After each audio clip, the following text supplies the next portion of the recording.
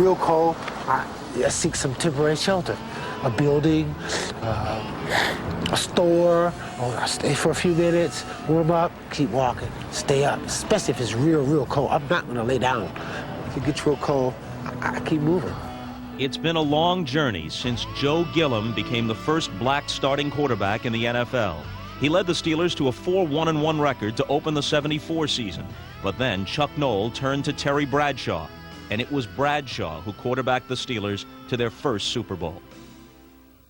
There's no doubt that you were subject to racism in the form of incidents and hate mail, and the Steeler organization received it too. There's no doubt about those attitudes existing then and to some extent still existing now. But do you think race had anything to do with the decision to remove you as the starting quarterback? Because someone could argue, hey, Gilliam was good, Bradshaw was better. Again, I'm not going to buy that.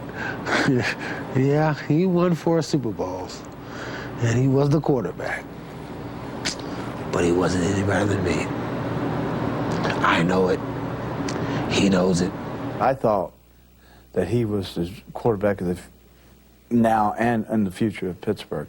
I actually looked at him and saw a guy that I thought was better than me. I've never thought that, and I actually thought that of Joe. And I hear people say, boy, you ought to be sitting up there with Bradshaw on TV.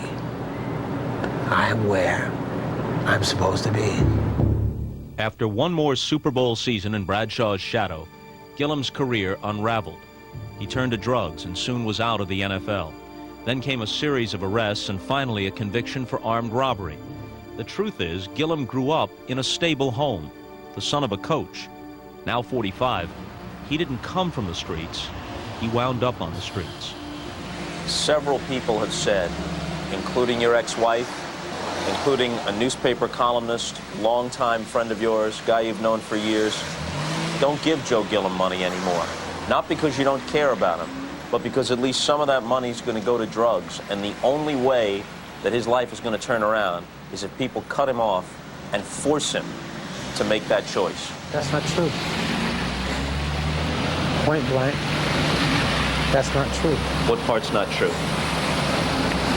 The part that some parts of it are going to go to drugs. You know, because a guy has a drug-related history and doesn't have anywhere to stay, doesn't mean he uses drugs. When was the last time you used drugs? It's been a while. That's what I'm going to say. What's a while? I'm going to say a while. Now, you know somebody watching this is going to say, even if my sympathies are with him, if he's saying a while could be 2 hours, a while could be a week, a while could be a month. But they can construe it how they want. Do you have a problem today with drugs? Today, no. I'll have a problem with drugs for the rest of my life. I'm an addicted person, so it'll never go away. Now, among the Nashville streets the former Tennessee State star roams is the one that gave him his nickname. Jefferson Street's changed, and so have I. The comparison, though, was to Joe Namath. He was Broadway Joe. Exactly. He had a strong arm and a quick release. Exactly. And that's what you had. He had a little bit of flair, more than a little, and that's what you had. Exactly. He even wore white shoes occasionally. So if he was Broadway Joe, you were Jefferson Street Joe. Exactly.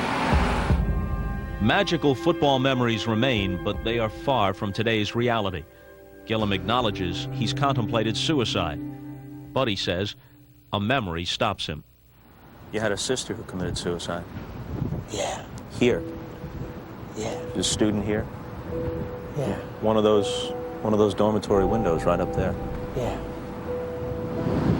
Yeah. And I remember the pain.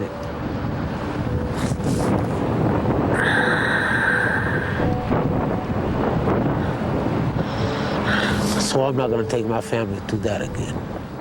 Gilliam's parents now have the 2 Super Bowl rings he once hocked to buy drugs. Rings he won under the guidance of Chuck Noll, the coach Gilliam speaks of with respect.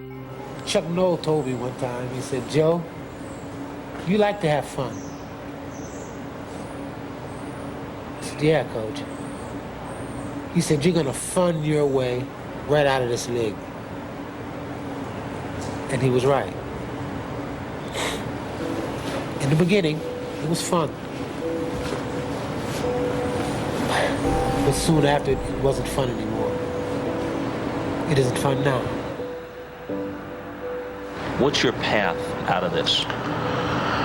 I think that I will be alive and that I will prosper as long as I stay sober.